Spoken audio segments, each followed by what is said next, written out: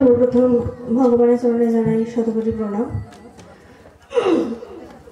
সংঘজননী গুরুমার চরণে জানাই শতকোটি প্রণাম এবং ভগবানের গুরুদেব স্বামী পবিত্রানন্দজি মহারাজের চরণে জানাই শতকোটি প্রণাম। আপোনালোক সকলো ভক্তবৃন্দকে মোর আন্তরিক হিয়া ভরা মৰম শুভেচ্ছা আৰু প্ৰণাম জনালো। মই অসমীয়া ক'ব নোৱাৰো, সেইভাবে বাংলাতেই কম। এইটুকু আমি প্রেমানন্দজি থেকে একটু আগে শিখেছি, যতটুকু শিখেছি অতটুকুই বললাম। বেদান্ত সোসাইটি আমরা প্রত্যেকেই জানি ভালোবাসার এক নাম, তাই ভালোবেসে এইটুকুই বলতে পারলাম। এইটুকুই ভাষা, এর থেকে বেশি কিছু বলতে পারলাম না, কারণ আমি জানি না এই ভাষাটা সম্বন্ধে।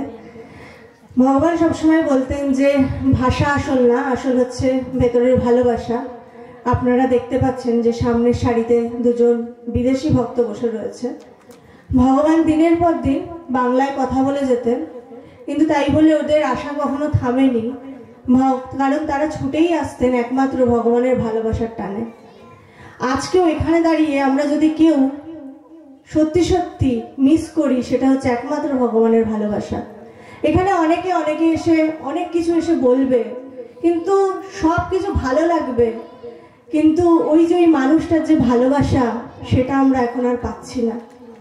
ওই মানুষটার ভালোবাসা মাঝে মাঝে মনে হয় ওই মানুষটাকে আবার ডেকে এনে বলি, তোমার মতো ভালো কেউ বাঁচতে পারে না ভগবান।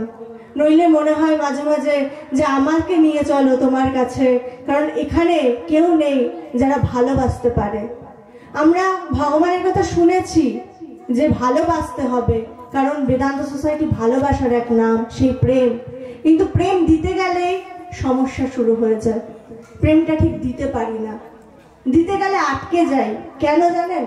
কারণ ভগবান সবসময় নির্বিকল্প সমাধিতে যে ভগবান পৌঁছেছিলেন, ভগবান উপলব্ধি করেছিলেন যে আমাদের প্রত্যেকের মধ্যে সেই ব্রহ্ম বা আত্মা বা ঈশ্বর রয়েছে। শুধু তিনি উপলব্ধি করেননি, তিনি শুধু বক্তব্যই রাখতেন না, তিনি বোধ করেছিলেন।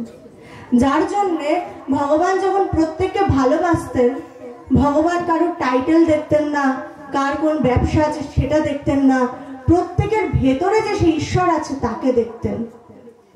তাই জন্য ভগবান ওইভাবে ভালোবাসতে পারতেন। কিন্তু আমরা এখন অভ্যাস করছি, এই অভ্যাস করতে করতে যতটা পারি, কারণ এই যে জীবনটা অভ্যাস দ্বারাই আমাদেরকে পরিবর্তন করতে হবে। শ্রীকৃষ্ণ অর্জুন যখন শ্রীকৃষ্ণকে জিজ্ঞেস করেছিলেন এই চঞ্চল মনকে বসে করবো কি করে, যে বায়ুর মতো চঞ্চল মনকে, কৃষ্ণ খুব সুন্দরভাবে অর্জুনকে উত্তর দিয়েছিলেন অভ্যাসের দ্বারা।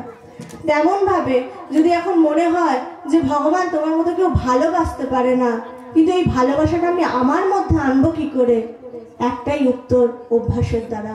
আমরা যাতে প্রত্যেকটা দিন অভ্যাস করি একটু একটু করে, যদি কখনো বাজে কথা বলেও ফেলি, ভেতরে ভেতরে যাতে আজকে যতটা বললাম কালকে যাতে একটু কমিয়ে দিই, একটু অভ্যাস করা। এই অভ্যাস করতে করতেই একদিন আমরা ভগবানের মতো হয়ে যেতে পারবো, উঠতে পারবো, ভালোবাসতে পারবো। এই অভ্যাস করতে করতেই একদিন আমাদেরও সেই সমদৃষ্টি হবে। তো সমদৃষ্টিতে আমরা অনুভব করতে পারবো সর্বম খলবিদম ব্রহ্ম, সর্বভূতে সেই একই ব্রহ্ম আছে। এই বলেই আমার বক্তব্য শেষ করছি। সবাই ভালো থাকবেন। জয় ভগবান। খুব সুন্দর।